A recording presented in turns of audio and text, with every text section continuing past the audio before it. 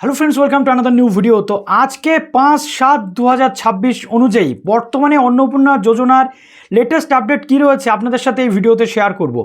অনেকের প্রশ্ন ছিল যে আমরা অফলাইনে জমা করেছি, আমাদের কি হবে, আমরা তো কোনো স্ট্যাটাস দেখতে পাচ্ছি না, রিজেক্ট হলো নাকি কি হলো, টাকা তো ঢুকলো না, তাহলে আমাদের কি হবে। জনকল্যাণ শিবিরে অনেকে ফর্ম সাবমিট করেছিলেন, তারা কোনো কিছু জানতে পারছেন না, বিভ্রান্তির মধ্যে আছেন, তাদের কি হবে। পেমেন্ট এনকোয়ারি যাদের রয়েছে তাদের কি হবে। তার সাথে এই যে 27,83,000 ক্যান্ডিডেট বাদ গেছে, কি কারণে বাদ গেছে, যাদের রিজেক্টেড হয়েছে কি কারণে, অলরেডি 3টে কারণ আমি আগের ভিডিওতে শেয়ার করেছি। এই ভিডিওতে পুরো যে গাইডলাইনটা এসেছে, নির্দেশিকাটা এসেছে নবান্ন থেকে, চিফ সেক্রেটারির দপ্তর থেকে, কাদের জন্য পুরোটা বলে দেবো আজকের এই ভিডিওটাতে। এবং এই সমস্ত সমস্যার সমাধান কিভাবে সম্ভব, সেই রোড ম্যাপটা ঠিক কি হয়েছে সেটাও বলে দেবো আজকের এই ভিডিওটাতে। কারণ ফর্ম ফিল আপের সময় এই নিয়মগুলো কিন্তু ছিল না। এখন দেখা যাক গভর্নমেন্ট আগামীতে এই নিয়মগুলো নিয়ে কি বলে, তার উপরে নির্ভর করছে অনেক কিছু। এখানে পাকা বাড়ি, একটা পাকা বাড়ির মধ্যে 3টে রুম বা তার বেশি যে তথ্যটা উঠে আসছে সেটা নিয়ে কনফিউজড মানুষ। তো পুরোটা শেয়ার করব, তার সাথে ট্যাক্স পেইং বা সব কিছু।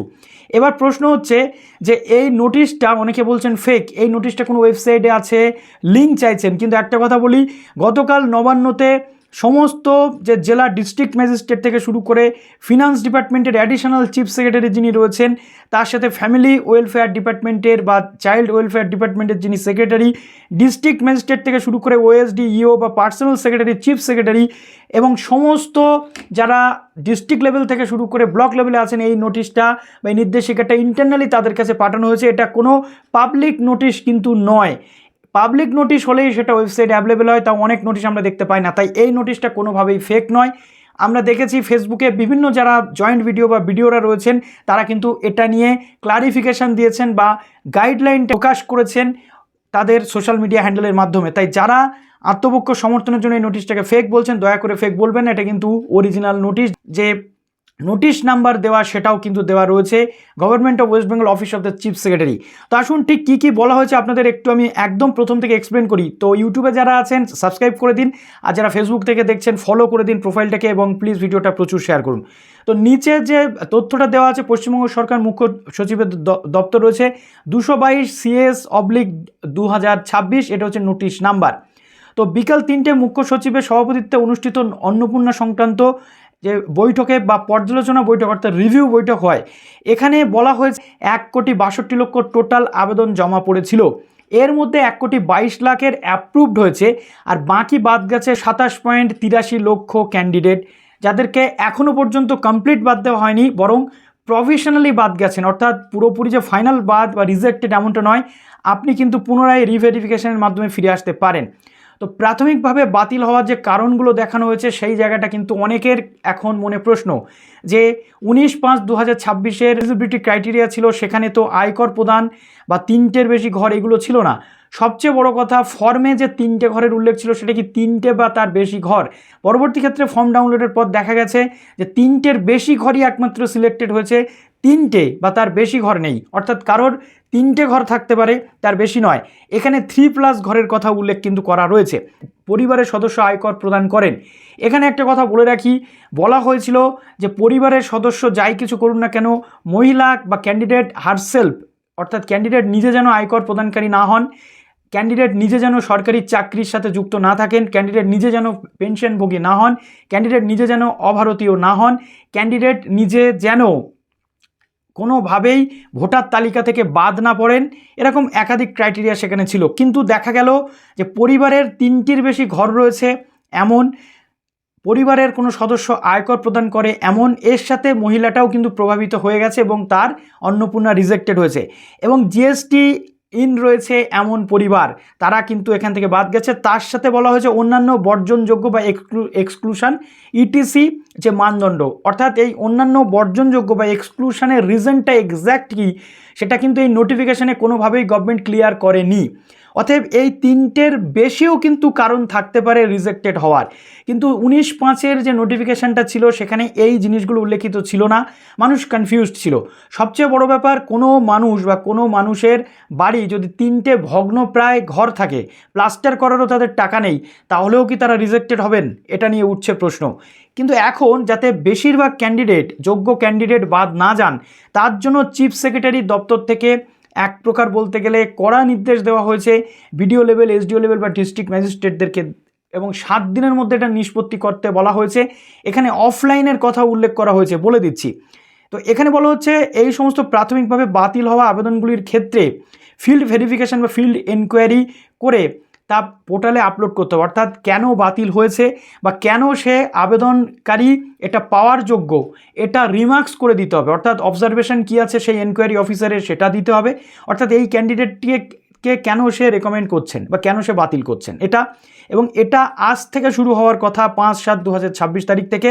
আগামী 7 দিনের মধ্যে এই জিনিসটাকে সম্পন্ন করতে হবে, এবং যেন কোনো যোগ্য সুবিধাভোগী বাদ না পড়েন তার জন্য এইটাকে নিশ্চিত করতে বলা হয়েছে। এবং তার সাথে এটাও বলা হয়েছে যে কোনো অযোগ্য ব্যক্তি যাতে এটা না পায়। অনেকেই বলছেন না যে 5টা ঘর, 6টা ঘর, 10টা ঘর তারা টাকা পেয়েছেন, ট্যাক্স পেয়ার তবুও টাকা পেয়েছেন, তাহলে এখন তাদের টাকাটা কি পুনরায় ফেরত নেওয়া হবে? পুনরায় রিভেরিফিকেশানে অ্যাপ্রুভড ক্যান্ডিডেট কি বাদ পড়বেন?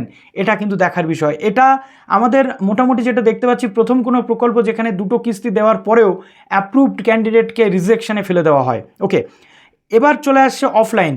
জনকল্যাণ শিবিরে যারা অফলাইনে জমা করেছেন, বা বিডিও অফিস বা এসডি অফিস বা পৌরসভাতে যারা অফলাইনে জমা করেছিলেন, সেই সমস্ত ক্যান্ডিডেটের যদি এখনও অনলাইনে অ্যাপ্লাই না হয়ে থাকে, অর্থাৎ ডিজিটাইজ না করে থাকে অফিস, সেগুলিকে দ্রুত ডিজিটাইজ করতে বলা হচ্ছে। প্রতিটি আবেদন তদন্ত করে অনুমোদন বা বাতিলের সুপারিশ কেন করা হলো বা কেন বাতিল হয়েছে তার কারণ পোর্টালে আপলোড করতে বলা হচ্ছে। এটি অত্যন্ত গুরুত্বপূর্ণ, কারণ বহু অফলাইন আবেদনকারী এই সুবিধা থেকে বঞ্চিত হয়েছেন এবং তারা নিজেদের স্ট্যাটাসই দেখতে পাচ্ছেন না যে কি হচ্ছে। অনলাইনে যারা, তাদের কাছে তো অ্যাপ্লিকেশন আইডি বা আধার নাম্বার বা মোবাইল নাম্বার দিয়ে তারা দেখতে পাচ্ছেন, কিন্তু অফলাইনের ক্যান্ডিডেটরা দেখতে পাচ্ছেন না। তাই 10ই জুলাইয়ের মধ্যে অফলাইনের কাজগুলো সম্পন্ন করতে বলা হয়েছে। এবার আসছে 3 নম্বর পয়েন্ট।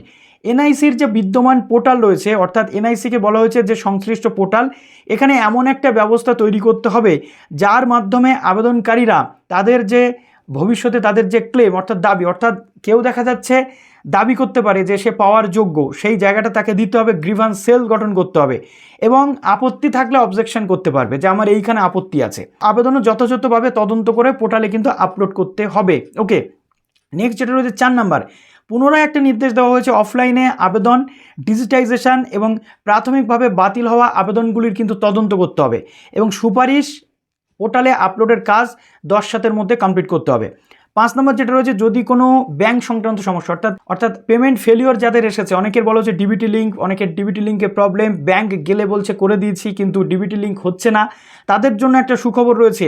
যদি কোনো ব্যাংক সংক্রান্ত সমস্যা অথবা আধার সংক্রান্ত সমস্যা দেখা দেয়, তাহলে জেলা প্রশাসনকে সংশ্লিষ্ট যে ব্যাংক রয়েছে সেই ব্যাংকের সাথে দ্রুত যোগাযোগ করে অর্থ প্রদানের এই সমস্যাটাকে মেটাতে বলা হচ্ছে। মহিলা ও শিশু কল্যাণ এবং সমাজ কল্যাণ দপ্তরকে নোডাল ব্যাংকের সাথে কোলাবোরেশন করে এই কাজটি সম্পন্ন করতে হবে।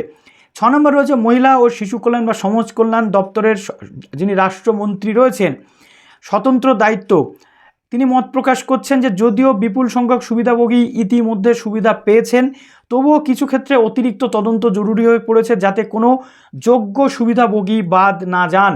এবং এছাড়াও এক্সট্রা অ্যাডিশনাল নির্দেশ দেওয়া হয়েছে সমস্ত আবেদন বাধ্যতামূলকভাবে তদন্ত করতে হবে, অর্থাৎ যে কজন অলরেডি পেয়েছেনও তাদেরকেও তদন্ত করতে বলা হচ্ছে। তদন্তের যে রিমার্কস বা মন্তব্য পোর্টালে আপলোড করতে বলা হচ্ছে যাতে কোনো অযোগ্য ব্যক্তি তালিকায় না থাকেন এবং কোনো যোগ্য ব্যক্তি বাদ না যান, সেদিকেও কিন্তু গুরুত্ব দিতে বলা হয়েছে। এবং নেক্সট যে রিভিউ বৈঠক আবার হবে কিন্তু 1 নবান্নে চিফ সেক্রেটারির দপ্তরে। এই ছিল মোটামুটি তথ্য। এখন দেখা যাক এই এনকোয়ারি বা ফিল্ড এনকোয়ারিতে কী কী তথ্য উঠে আসছে। কিন্তু প্রশ্ন কিন্তু একটা থেকে যাচ্ছে, আমি জিএসটি বা ইনকাম ট্যাক্সের কথা ছেড়ে দিচ্ছি, জিএসটি বড় বিজনেসম্যান যারা রয়েছেন বা জিএসটি ফাইল করে যারা রয়েছেন তাদের ক্ষেত্রে তারা যদি বঞ্চিত হন বা টাকা তাদের ওয়াইফরা না পান, সেটা সরকার কি বলছে সেটা পরবর্তী ক্ষেত্রে দেখা যাবে। তার সাথে যারা ইনকাম ট্যাক্স পেয়ার তাদেরটাও আমি ছেড়ে দিচ্ছি।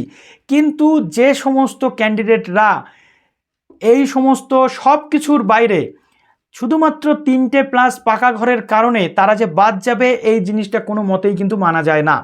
3টে পাকা ঘর যে কোনো মানুষের থাকতে পারে, বা আগের যুগে বয়স্ক মানুষরা বা বাড়ির যারা পৈতৃক সম্পত্তি পেয়েছেন 3টের বেশি পাকা ঘর তাদেরও থাকতে পারে। শুধুমাত্র 3টের বেশি পাকা ঘরের উপর ভিত্তি করে সেই ফ্যামিলি ইনকাম বা সেই ফ্যামিলির ইনকাম সোর্স না দেখে তাদেরকে রিজেক্ট করা কার্যত কিন্তু অন্যায় হয়, এটা যেন কনসিডার করা হয়। তো চলুন সবাই ভালো থাকবেন, বেস্ট অফ লাক।